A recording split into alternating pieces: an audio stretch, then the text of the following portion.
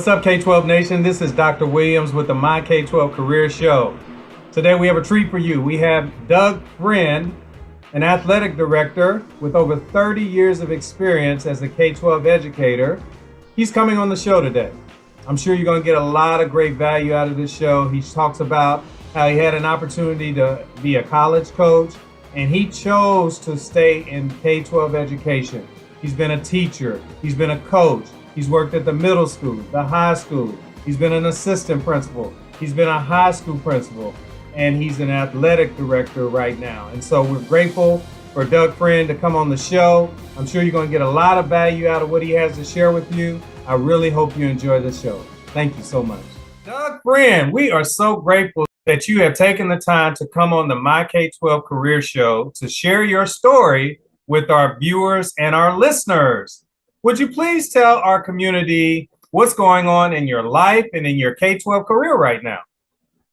Well, my life has expanded over the last couple decades. I started in education back basically when I was first out of high school. I started as a freshman football coach and went to school at a local university and kind of got my career going that way. And then ventured into college coaching about 10 years later. Okay. And I did that for a while at Eastern Michigan University up in Ypsilanti. And then I had to make a decision because I was a graduate assistant, whether I want to stay in college coaching or go back to the K through 12 environment. So I decided to go back to K through 12, and I was actually a classroom teacher, middle school athletic director for 8 years. And then I ventured into secondary administration, and I actually was a high school principal for 5 years, high school assistant principal for 8 years, and a middle school assistant principal for 2 years. Wow. And then I decided to go back into I got my roots, where I got my start was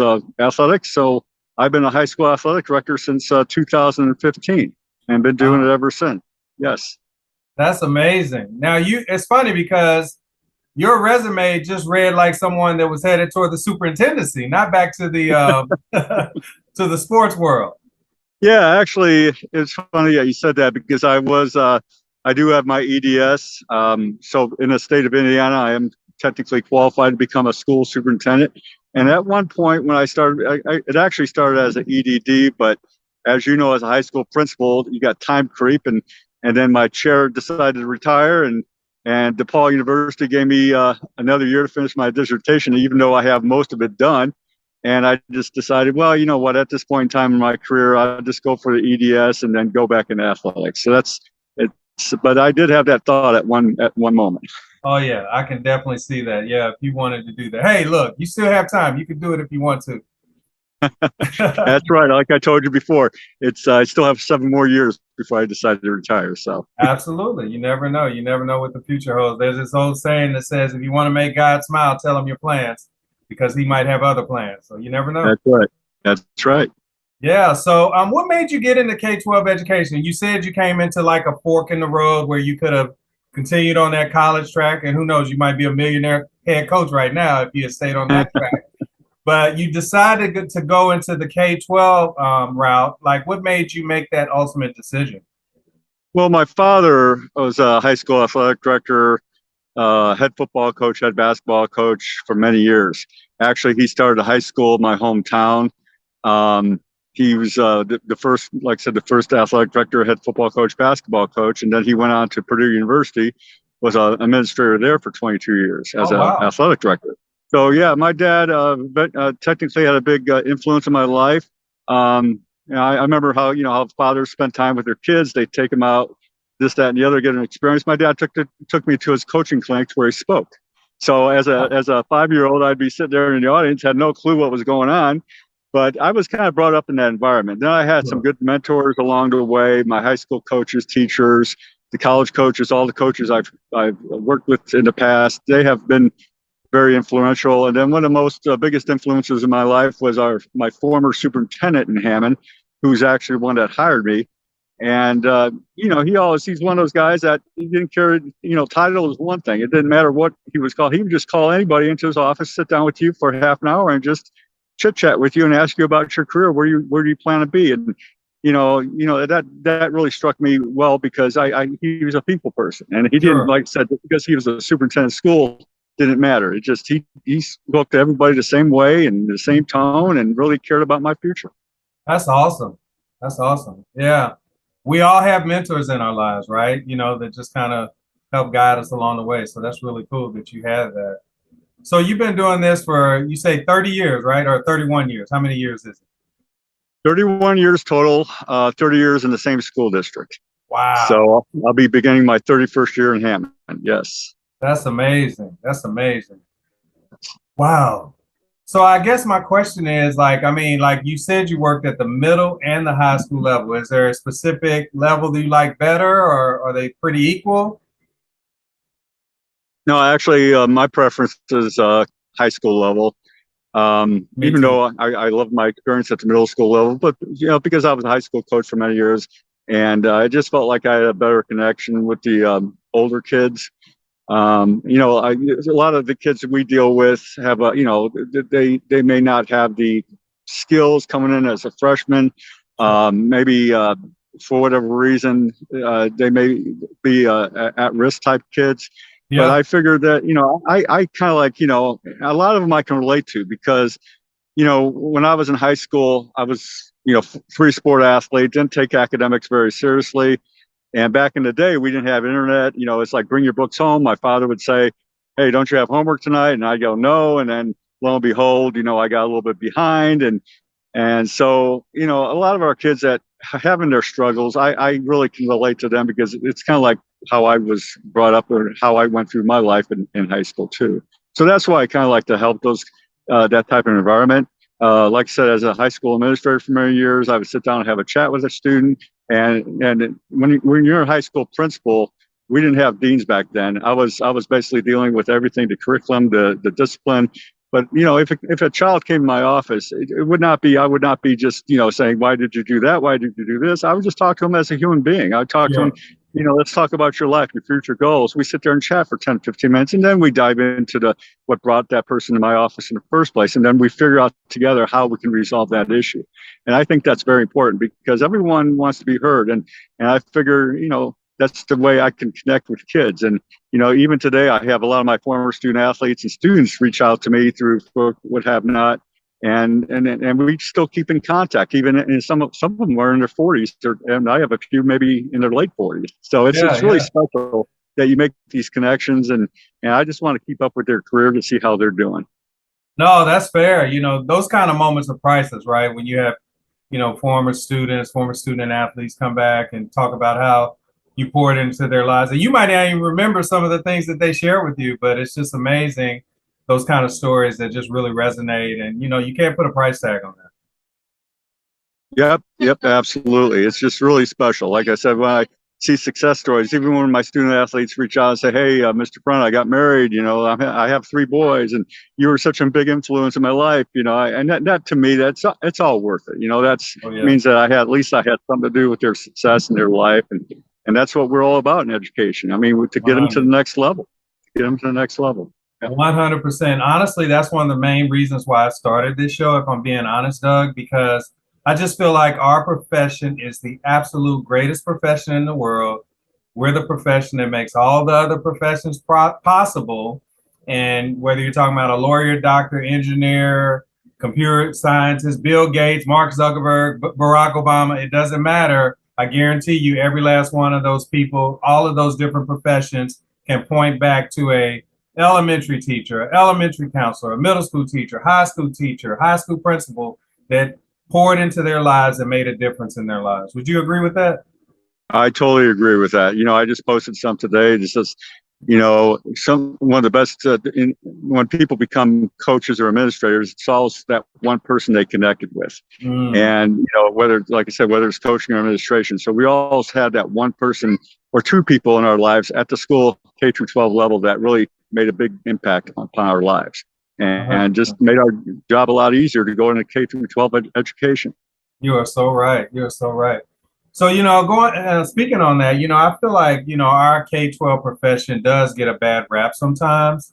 And, like I said, I feel like we're the profession that makes all other professions possible. Why do you feel, Doug, that our profession is such a great profession?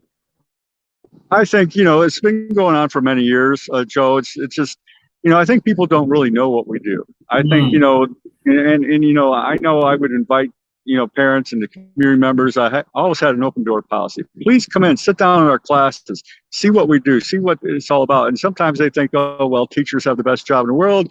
They work maybe 7 months out of the year, maybe 6.5 hours a day, and they have the summers off. But they don't understand all that goes into that, all the preparation, even in the summer months when going to professional development or doing Zoom meetings. It's just constant. Kind of get your profession, your trade up a little bit, a notch higher. And there's a lot, like I said, there's a lot that goes into what goes on, because ultimately nowadays we're all based off our standardized test scores, and if we don't, in our school setting, if we don't keep our scores up, then our school will fail. absolutely. I had an instance of back when I first became principal. Our school was on the verge of being taken over by the state. And we actually had state meetings with the IDOE because our math and English scores were not high. So we were able to adopt a system called TAP, the System for Teacher and Student Advancement Program, which is the first teacher evaluation program that pretty much came in the state of Indiana. We were actually a year ahead of everybody else. Okay. And so I think with that TAP program and instituting a freshman and sophomore academy back then, and having Project Lead the Way, a lot of these programs like that gave kids options, and it kind of tied in programs, not only the math and sciences, but intertwine each other, so that way they each feed off each other. And as a coach, or as a teacher, as an administrator, I always had the last thing in my lines in my emails were team. Together, everyone achieves more. There's no I in the world, we're a team. And I always tell them, I may be the principal, but that's just the title. Yes. I'm not any better than you guys, and we're all one commodity here for the betterment of our students that we serve. So I think if we just have people who don't think too highly of our profession just come in and see what we're all about, and I think they'll have a different opinion about what we do in K-12 education. That's fair. Thank you for sharing that.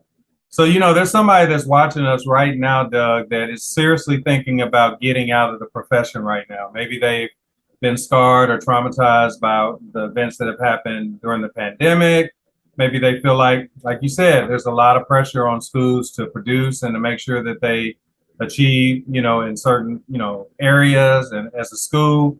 What would you say to that person that, maybe has 3 to 5 years in the profession and they're truly thinking about leaving the profession? What would you say to them? I would say, first of all, seek the advice of the fellow educators that they work with. I think the biggest thing, I love networking. I love just meeting new people, going to state conferences, even within your own school district.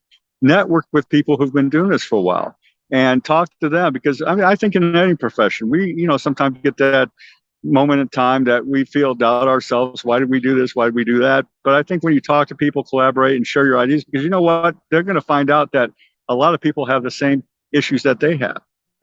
I think with networking and communication and having that support system is very influential. And I think that's what they really need to do. And just don't throw in the towel yet, because ultimately the kids need you. The kids need good, sound people that have empathy, that care about their well-being. And that's what it boils down to. Because I know a lot of educators sometimes, especially Joe, in your business and my business, we deal with, disgruntled parents sometimes. And I always invite those parents in too. And I sit down with them and I have a chat with them. And, it's just like we talk, we communicate, and then we brainstorm together how we can solve whatever issue that they may have a concern with. And that's what we need to do. But I think those educators just need to really collaborate and talk and network, and, before they decide to get out of the profession. Yeah, that's good. That's good advice. I mean, you've been doing this 30 years. I'm sure there were times where you're like, oh my God. And I know I've done it as well. I've been doing this almost 30 years myself. So yeah, I mean, I think any profession is going to have its ups and downs, but this profession is so noble in the sense that we're dealing with human beings, and we just don't even know sometimes when we're in it what kind of impact we're having on the lives of young people. So yeah, that's really good advice. Thank you for sharing that. So Doug, you said that you have been doing this 31 years. You still have around 7 years left. What do you see yourself doing these next 7 years? Are you just going to, stay where you're at and just continue on this athletic director track, or are there other plans?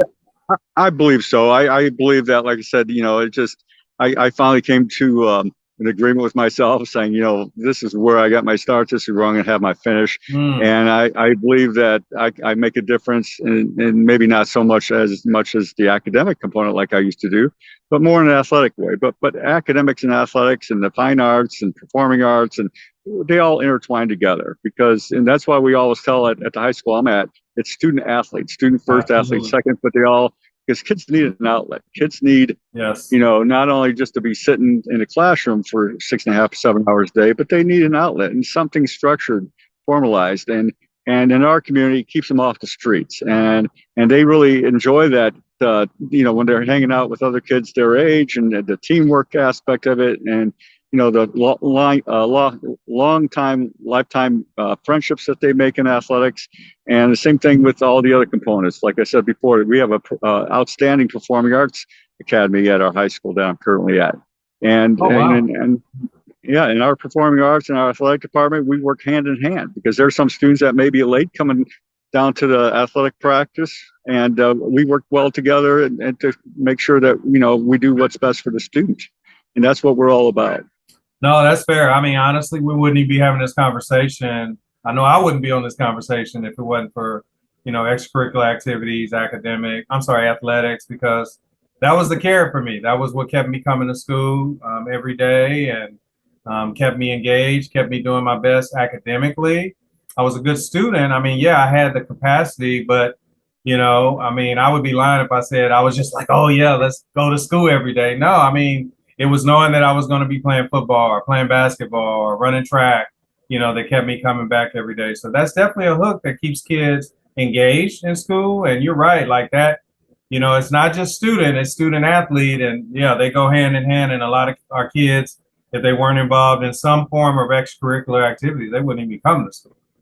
Yes, and the academic component always comes first. Sure, absolutely. As an athletic director, I always tell my teachers, I said, what, if a student has to make up an assignment, if they have to stay and do a study session, then that takes top priority. And my coaches know. I mean, they know that, we place high emphasis on academics, and that that is their first and foremost, because ultimately, as well as I do, being a former athlete, that we're not going to make unless we're at the top level, we're not going to make that as our career, as far as performance is concerned. So, we want to prepare them for life. But I believe that athletics and performing arts and extracurricular activities really goes hand in hand with academics. That's cool. That's really cool. But speaking of that, is there anyone that you coached or had, access to during your career that did make it to the next level? Were there any good stories like that?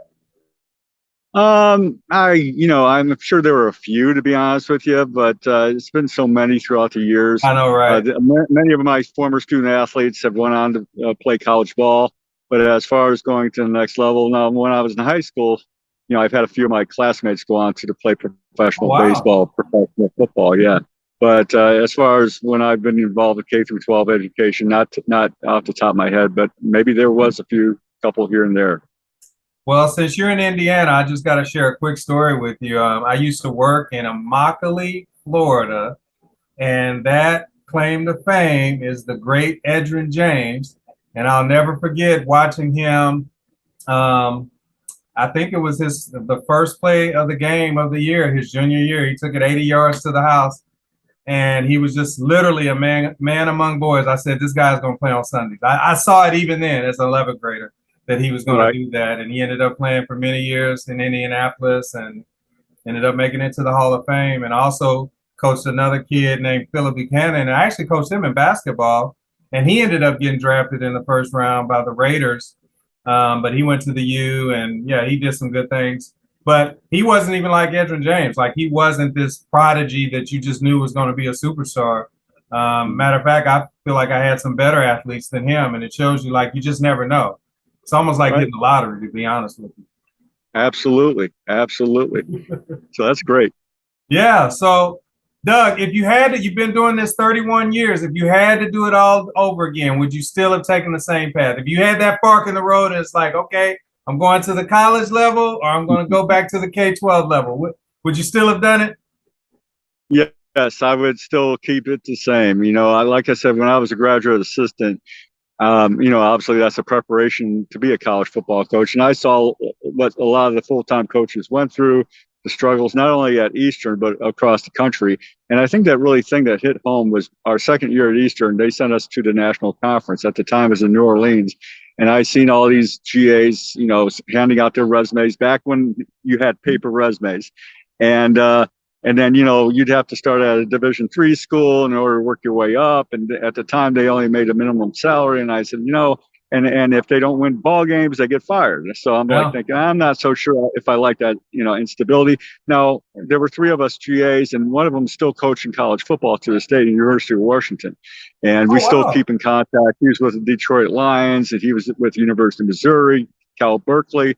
But that's what he decided he wanted to do. Where myself and this other guy are we went back to the high school level. Okay. So yeah, I would not change a thing though. I would definitely keep it the same path that I went on for many years. Awesome. Well, Doug, I want to take the time to honor you and celebrate you and thank you for all the good work you've done in your own school community for these past 31 years. I know there have been many families, student athletes that have been impacted by your service. And like I said, I started this program because I wanted to celebrate teachers, educators like yourself, and just give you a platform where, people would know about all the good work you've done in your community. So thank you so much. We appreciate it. Well, thank you very much, Dr. Williams. I appreciate you. All right. Well, Doug, we want to thank you again for coming on the show. But before you leave, would you please give our viewers some parting words of wisdom? Tell us how we can connect with you, and then we'll say goodbye. All I would have to say is what I tell my coaches, my student athletes and teachers: always persevere. Don't let adversity get in your way. Always have grit, especially what we've all went through during the pandemic. And just, we all have our ups and downs in life, but you just pick yourself up, find support, and just keep moving forward, because it does get better. It does get better. I love it. And I could get a hold of with my email address, lowercase d as in Douglas, m as in Michael, friend, friend, at hammond.k12.in.us. Awesome. DM friend at hammond.k12.in.us. That is correct. Yes. That's awesome. All right. Well, thank you so much again, Doug. Thank you, my friend, no pun intended, for coming on the show. I really appreciate you, and we definitely wish you all the best. Thank you, Dr. Williams. Appreciate you again. All right.